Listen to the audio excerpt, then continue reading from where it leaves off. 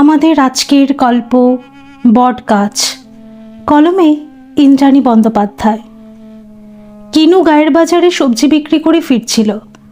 বাড়ির সংলগ্ন 10 কাঠা জমিতে সে 12 মাস কাটা ফসলের চাষ করে। আর জমি বলতে তো ওটাই, বাপ বেঁচে থাকতে লোকের জমি ঠিকে নিত। বাপ বেটা খাটত খুব, আর ওই করে খেয়ে পড়ে 2 কুঠুরি পাকা ঘর তুলেছিল। গায়ের সবার চোখ টাটিয়েছিল খুব। 9 শতক ভিটে, ওটা অবশ্য পূর্বপুরুষের আমলের। আর ভিটের ঈশান কোণে বটগাছ। বৈশাখ মাসে গায়ের কত লোক বটগাছে জল ঢালে, পুণ্যি হয়। ও গাছের বয়স কম করে 200 বছর।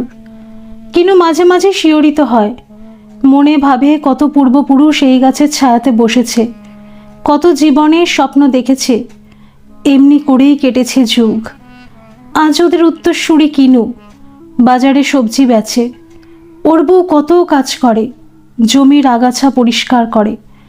আজ শীতটা জাঁকিয়ে পড়েছে, যত শীত তত কপি।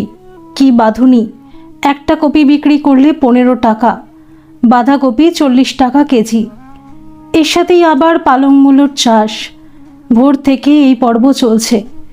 শুধুই কি তাই, ওই শীতে ঠান্ডার মধ্যেও পালং মূলো ধুতে পুকুর ঘাটে যেতে হয়। বাবুরা কেউ কাদামাখা জিনিস কিনবে না। বাজারের ব্যাগ ভর্তি করছিল কিনু। আলো ফুটেছে বটে, তবে এখনও ঝুমকো ঝুমকো অন্ধকার। ও পাড়ার সতুরমা সাজ সকালে হাজির। হাঁক দিলে, কিনু, অনেকদিন থেকেই লাউ পালংয়ের চচ্চড়ি খেতে মন হচ্ছে, দে না বাবা। কিনু হাঁ করে তাকিয়েছিল সতুর মায়ের দিকে। বললে, বাজারের মাল গুছিয়ে নিচ্ছি, তুমি পরে এসো, এখন বউ গেছে শাক ধুতে। এর মধ্যে চলে এলো বউ। সতুর মাকে দেখে একগাল হেসে বললে, কিছু বলছেন নাকি কাকিমা? কাকিমা সোৎসাহে বললে, আর বলিস না বউ, কদিন থেকেই লাউ পালংয়ের চচ্চড়ি খেতে মন যাচ্ছে। এদিকে হাঁটতে বেরিয়েছিলাম, দেখলাম তোদের জমিতে কত আনাজপাতি, ওই জন্যই বলছি। বউ সতুর মাকে খুব ভালো চেনে। সেই গত ভাদ্র মাসে যখন খুব টানাটানি, তখন একবার গিয়েছিল সে। কিনু নিজেই বলেছিল, জানা কমলি, সতুর মাকে গিয়ে বল, অভিনন্দন অসময়ে ওরা কি আর 2 কেজি চাল দেবে না? না, দেয়নি সতুর মা। উপরন্তু 5 কথা শুনিয়ে দিয়েছিল। বলেছিল, আমার চাল কি সস্তা? চাল না থাকে আগালি খেগে যা। আজ সতুর মা ওর কাছে এসেছে। কমলা বললে, টাকা এনেছেন তো? এখনো বউনি হয়নি কি না? আকাশ থেকে পড়ে সতুর মা, একটু লাউ পালং দিবি, তার জন্য আবার পয়সা? সত্যি তোরা খুব চামার। কমলি রেগে ঝনঝন করে ওঠে, বলে, গতরটা মাগনা নয় কাকিমা, অনেক পরিশ্রম লাগে ফসল ফলাতে। স্বভাবতই নিচের এত স্পর্ধা সতুর মায়ের সহ্য হলো না। ওরা হলো এই চত্বরের সব থেকে অবস্থাপন্ন। কোনো দিন এরকম হয়নি। আর আজ কালকের যুগে ওই কিনুর বউ ভাতকে বলছে অন্ন। কিছুটা তেলে বেগুনে জ্বলে উঠেই বললে, থাক বউ থাক, বাজার থেকেই কিনে নেব। বলেই সে বটগাছের দিকে তাকিয়ে বললে, এই গাছটা ভিটেতে রেখে দিয়েছিস কি মরতে? তোদের এটুকু জ্ঞান নেই যে ওই গাছে প্রেতাত্মা আছে। গলায় দড়ি দিয়েছে তোর শ্বশুর, ওই গাছে আবার পুজো।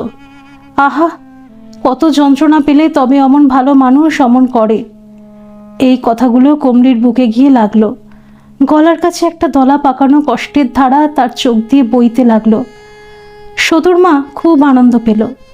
বললে, তোর শ্বশুর থাকলে কি আমাকে ফেরাতো রে? ভালো মানুষের এমন মৃত্যু হলো। কিনু দিনের শুরুতেই এমন বাক্যবাণ শুনে অবাক। তার উপরে কমলির চোখে জল ওকে উতলা করে তুলল। বললে, সাত সকালে শাক চাইতে এসেছো নাকি মেজাজ গরম করতে এসেছো শুনি? আর আমার বাপের মস্ত রোগ হয়েছিল, গোটা গা হু হু করে জ্বলত। সেই জ্বলুনি সহ্য করতে না পেরে বাপ গলাতে ফাঁস লাগালে। তুমি এখন যাও দেখি, আমাকে আমার কাজ করতে দাও। বাজারে যেতে দেরি হলে মাল বিকোবে না। সতুর মা পাড়া মাতাতে মাতাতে বাড়ির দিকে চলে গেল। কিছুক্ষণের মধ্যে কিনু বেরিয়ে গেল। আর কমলি বিছানার উপর শুয়ে অঝরে কেঁদে চলল। আর কতদিন মনে হয়েছে ওই যে বট গাছ, কত আয়ু ওই গাছের। ওই দেখেও কি শিক্ষা পেল না শ্বশুর? কষ্ট করে লড়াই করে কি বাঁচা যায় না? আজ সতুর মা সকালবেলা বাবার কথা কইলে, আর কমলির মনে পড়ল কত কথা।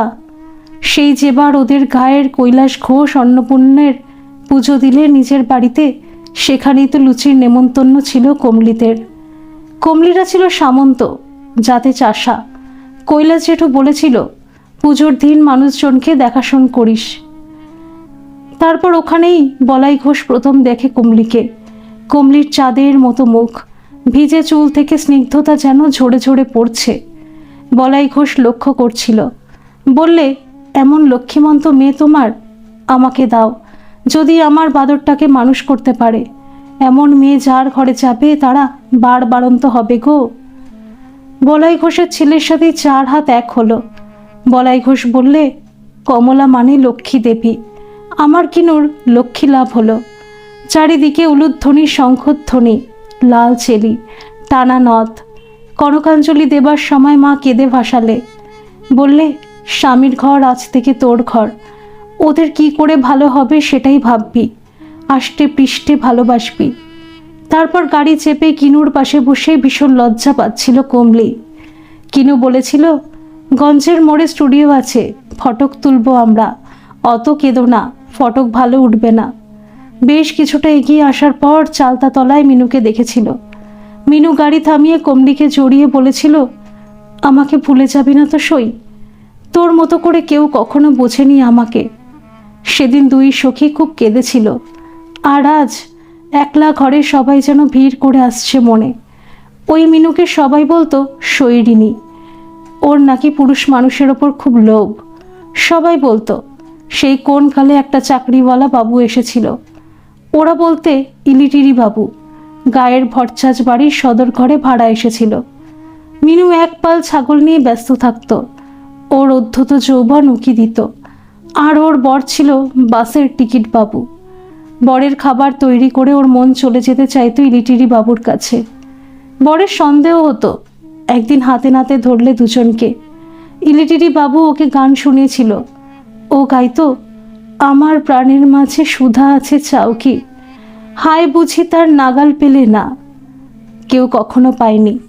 ওর বর ইলিটিরি বাবুর সাথে ওকে গান করতে দেখে ঠ্যাঙানি দিলে, হাতে দিলে আগুনের ছ্যাঁকা। গোটা গা ঢি পড়ে গেল মিনু শৈরিনী, মিনু দ্বিচারিণী। শুধুই কমলিকেই মিনু বলেছিল, আমার বর নপুংসক, আমি কখনো মা হতে পারবো না।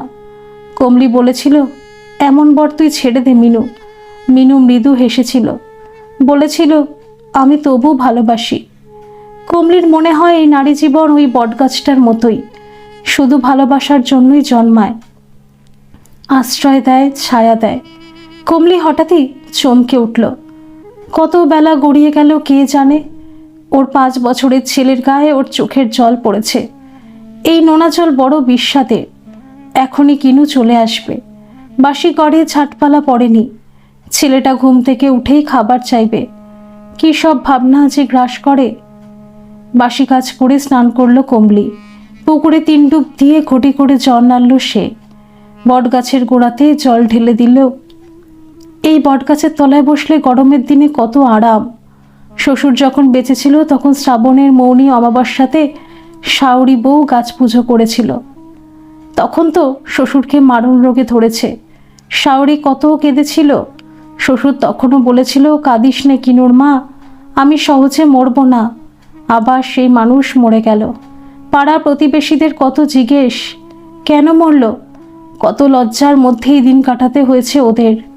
কে কাকে সান্ত্বনা দেবে? যতদিন বাবা বেঁচে ছিল কমলির কোনো চিন্তাই ছিল না। কত কি জানতো। আর অন্য মানুষ মান্যি করত। সেই যেবার খোকার জন্মের সময় ডাক্তার যখন বললে রক্ত কমে গেছে, তখন কোথা থেকে বাবা ঠিক কুলেখাড়া শাক আনলো, থেতো করে রস বার করে বলতো, নে কমলি খেয়ে নে, একেবারে অব্যর্থ ওষুধ। এসব আজকাল খুব মনে পড়ে। বাবা ছিল আরেক বটগাছ। প্রখর রোদে প্রচণ্ড কষ্টে যে শুধুই সংসারের মানুষগুলোর কথা ভেবে গেছে। আজকাল যখন বটগাছের পুজো করে কমলি, তখন গাছের গোড়ায় মাথা টেকিয়ে অঝরে কাঁদে। মনে মনে বিশ্বাস করে বাবা হলো ভগবান। সতুর মা বলেছিল প্রেত আছে গাছে। কাঁদিস না বউ বলে একটা শীর্ণ হাত মাথায় ঠেকে। কমলি তখন আরও ডাক ছেড়ে কাঁদে।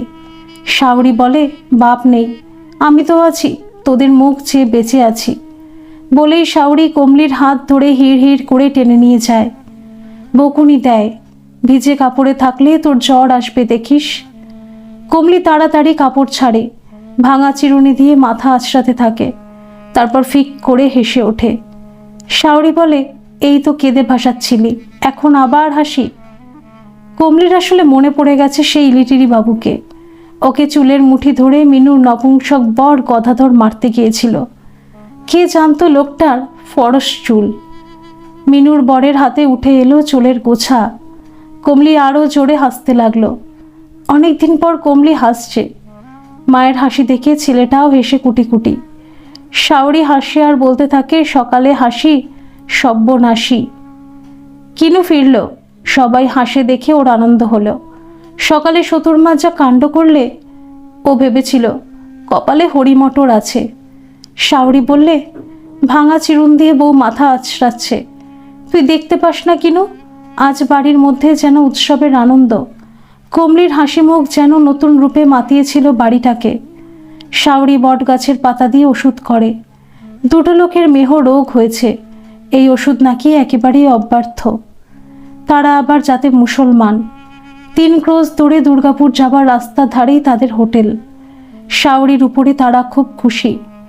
কিনু বাজার থেকে গরম সিঙ্গারা এনেছে। শাওরি তা থেকেই ওদের দিলে। ওরা একটা মোড়ক এনেছে।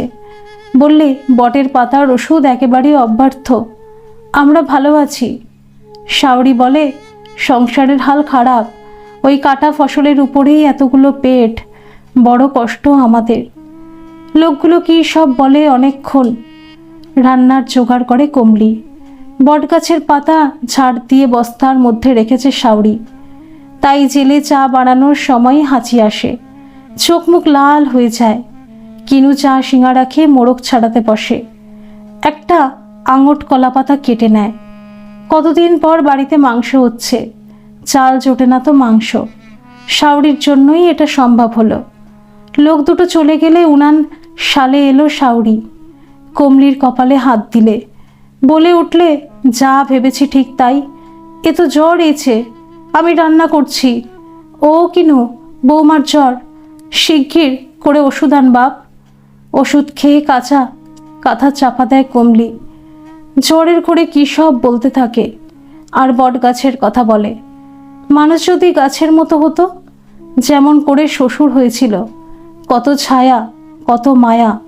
শাওরির ডাকে স্বপ্ন ভাঙে, জ্বর ছেড়েছে। সবাইকে খেতে দিয়েছে শাওরি। মাংসের গরম ঝোল কি অপূর্ব। সবার মুখ আজ তৃপ্তিতে ভরা। শাওরি বললে, কাল থেকে নতুন কাজ পেয়েছি, রুটি আর মাংস তৈরির কাজ। দুর্গাপুর যাবার রাস্তার ধারেই হোটেল, মাসে 7,000 দেবে। এত বড় একটা খবরে কিনু উচ্ছ্বসিত হয়ে ওঠে। আর কমলি শাওরির দিকে তাকিয়ে ভাবে, মা আবার বটগাছ হয়ে গেল কি করে। ধন্যবাদ সকল বন্ধুরা। এই গল্পটি যদি আপনাদের ভালো লেগে থাকে তাহলে অবশ্যই একটা লাইক করে দেবেন।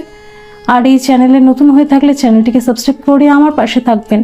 আর পাশে থাকা বেল আইকনটিকে প্রেস করে দেবেন, যাতে সমস্ত গল্পের নোটিফিকেশনগুলি সবার প্রথমে আপনাদের কাছে পৌঁছে যায়।